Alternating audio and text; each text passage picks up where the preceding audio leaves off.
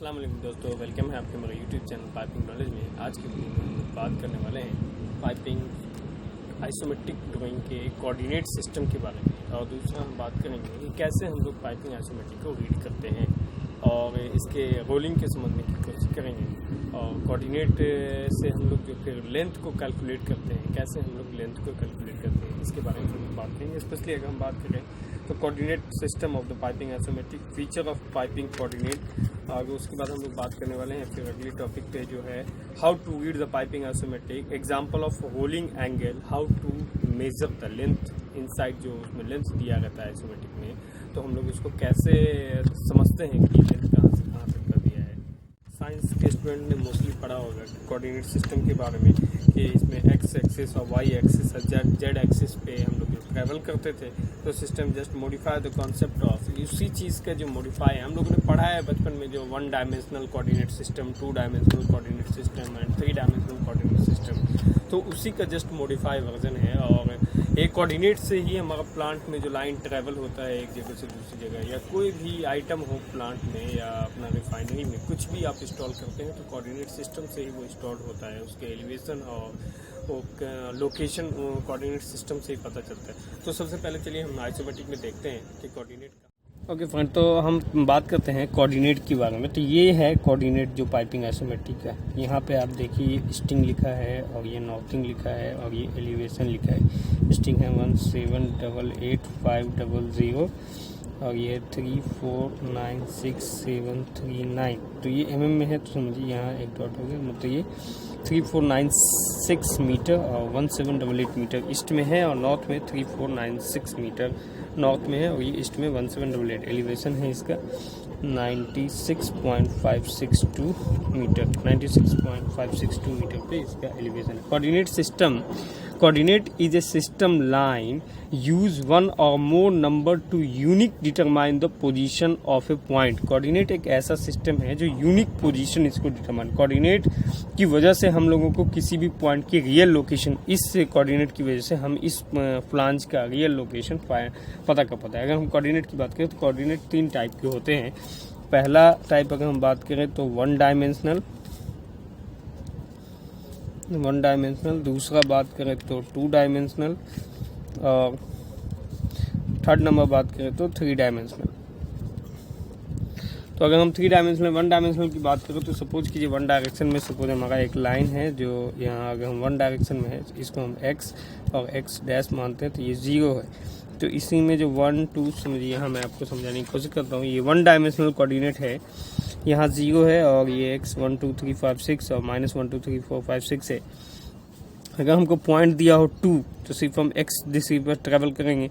-4 तो यहाँ आ गया। ये मतलब एक 1 डायमेंशनल कोऑर्डिनेट सिस्टम है। For example 1 dimensional coordinate system, ये हॉरिजॉन्टल है,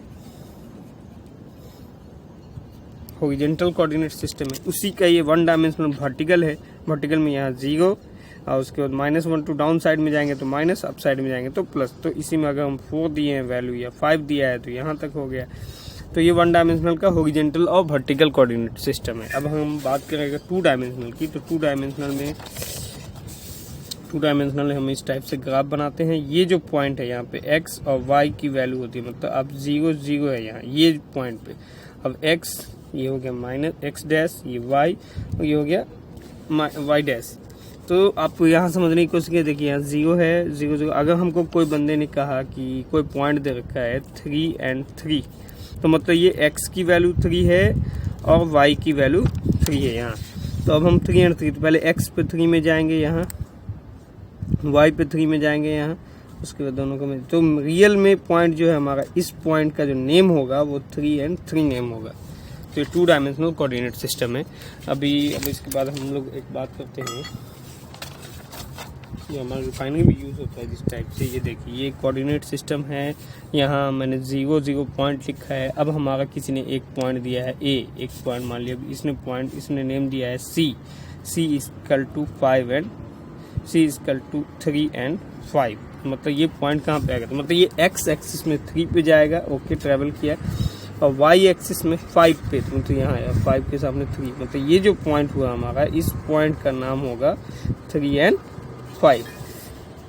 बीच में x बराबर 3 y बराबर 5।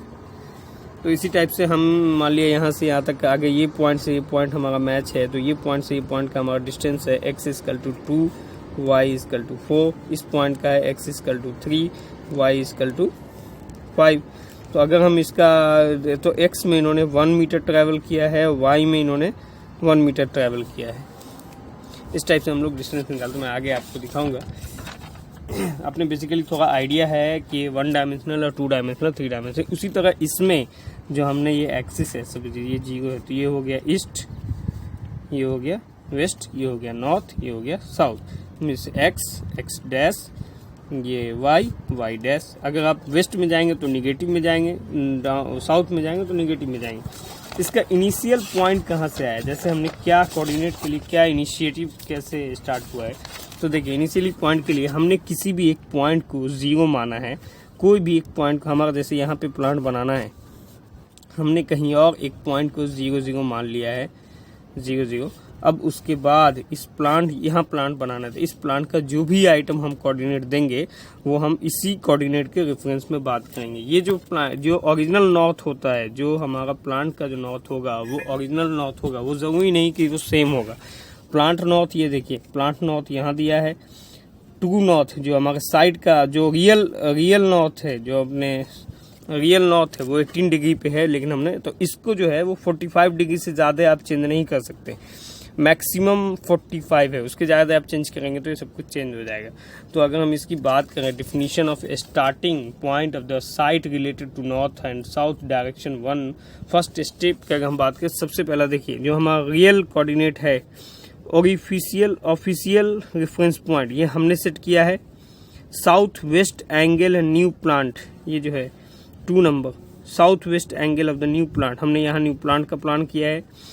एक्स, ये जो डिस्टेंस है हमारा न्यू प्लांट से यहाँ अपना ऑफिशियल, ये east west distance from the new plant to reference point, ये न्यू प्लांट से रेफरेंस पॉइंट का ईस्ट वेस्ट में डिफरेंस है।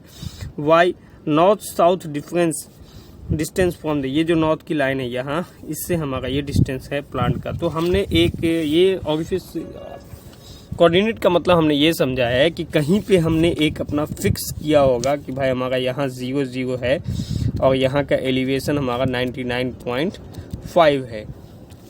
तो उसके बेसिस पे हम लोग फिर अपना एक नया प्लांट का प्लान करते हैं।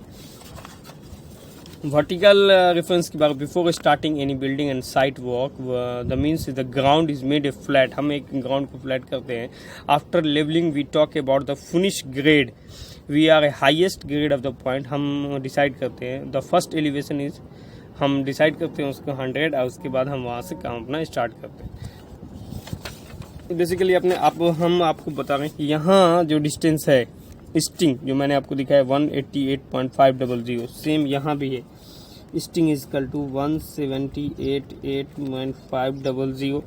मतलब ये लाइन ईस्ट में मूव नहीं किया है, सिर्फ और सिर्फ देखिए ये जो है लाइन जहाँ रहेगा वो ईस्ट में सेम ही रहेगा, सिर्फ ये ट्रैवल किया। देखिए यहाँ से स्टार्ट हुआ था, यहाँ पे मान लिया स्टिंग है इसका 178.55, यहाँ से स्टार्ट हुआ नॉर्थ की तरफ गया ये, तो ये ईस्ट में तो सेम लोकेशन पे, इसलिए स्टिंग इसका चेंज नहीं हुआ है। तो आप ये बात समझ सकते हैं, अगर लाइन की स्टिंग चेंज नहीं होगी तो वो सेम रहेगी। अब नॉर्थिंग की बात करें तो नॉर्थ में इन्होंने दिया 346.736 और ये दिया है इसने 348 ओके 348।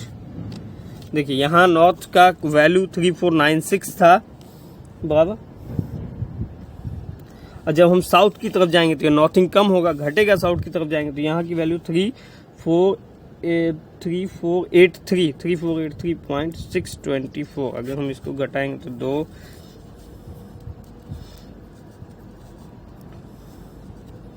मतलब ये 13.11 मीटर, मतलब 13 मीटर हमारा लाइन ट्रैवल किया है नॉर्थ से साउथ में। अब हम दिखाते हैं आपको 13 मीटर। ये देखिए यहाँ 799 है, 799 10076 1065, ये है 228 152 228 426 और 86। अगर हम इन सबों को ऐड करते हैं तो ये हमारा 13.112 ही आएगा और कुछ नहीं आएगा।